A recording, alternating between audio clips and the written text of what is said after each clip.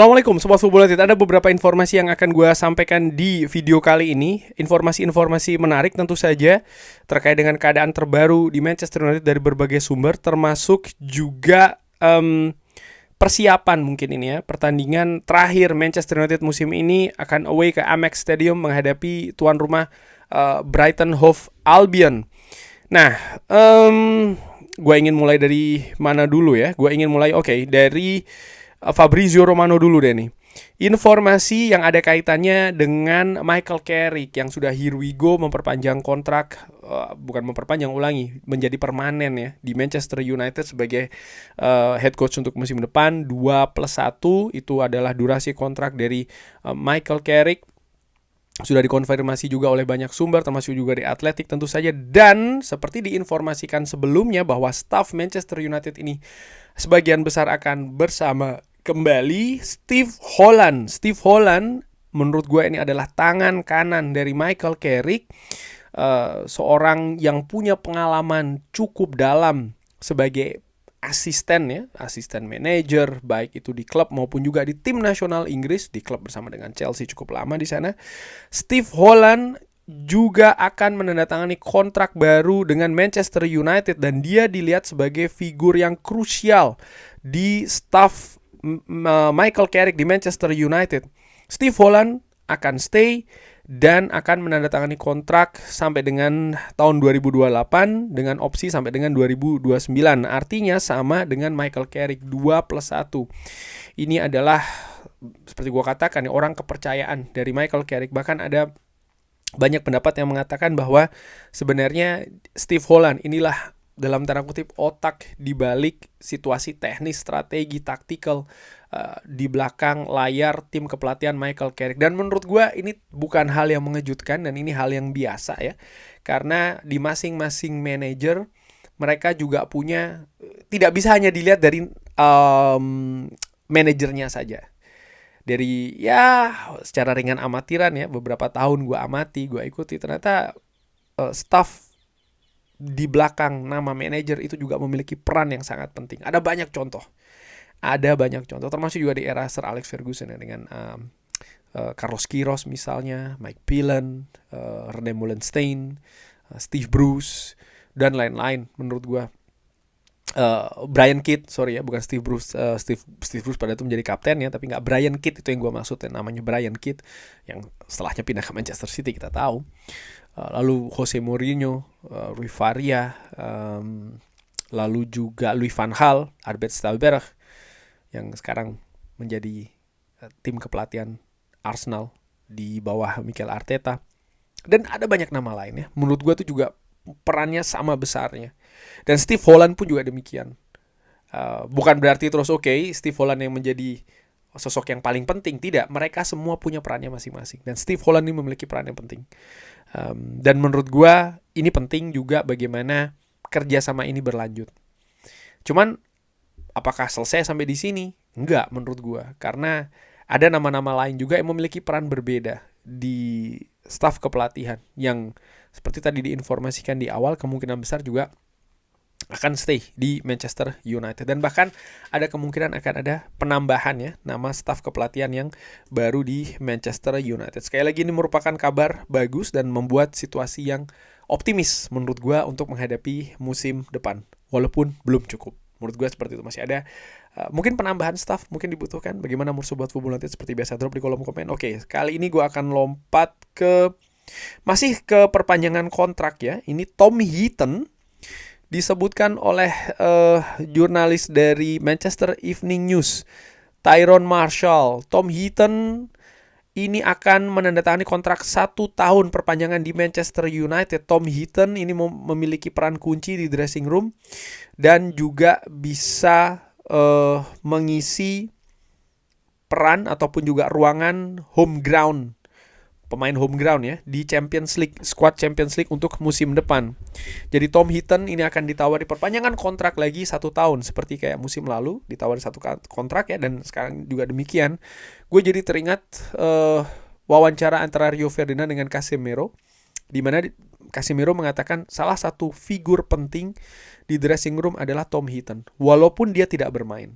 di pertandingan. Kita tahu dia penjaga gawang nomor 3 dan memang dia perannya bukan untuk bermain, lebih ke situ ya, tapi memang bagaimana dia secara karakter, secara mental. Casemiro dengan segala pengalamannya mengatakan setiap tim, setiap skuad membutuhkan orang seperti Tom Heaton, dan Tom Heaton ada di Manchester United. Dan ini merupakan merupakan nama dengan peran yang sangat penting.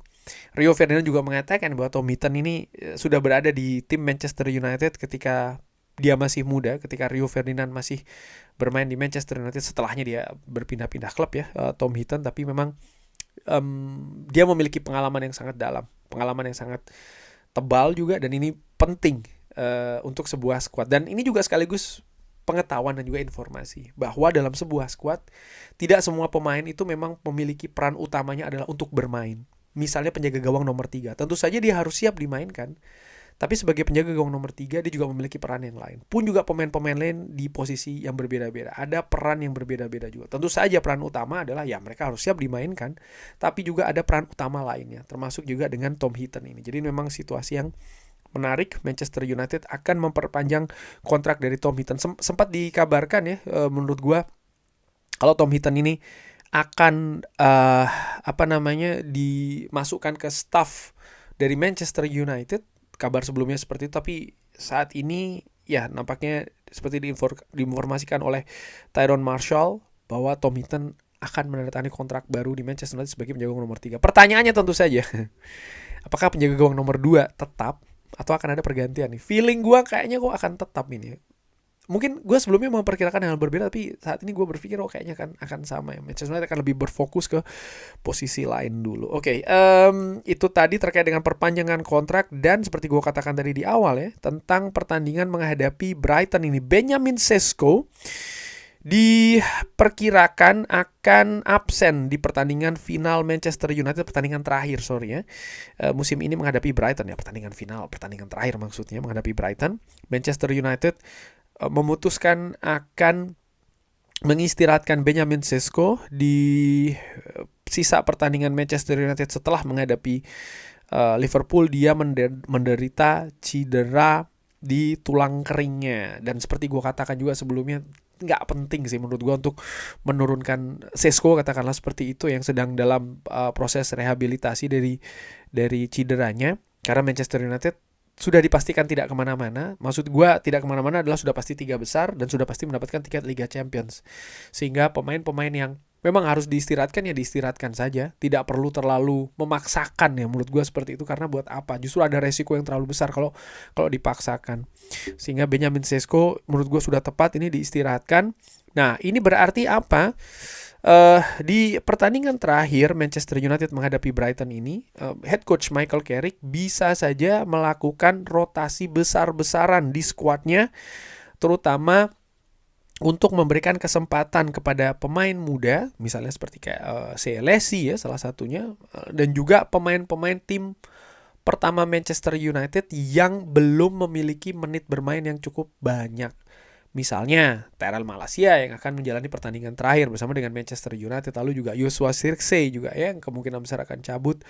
Ugarte pun juga demikian. Mungkin menurut gue ada peluang bahkan penjaga gawang misalnya akan dirotasi dari Saint Lemens ke Altay Bayindir. Itu juga merupakan sebuah kemungkinan.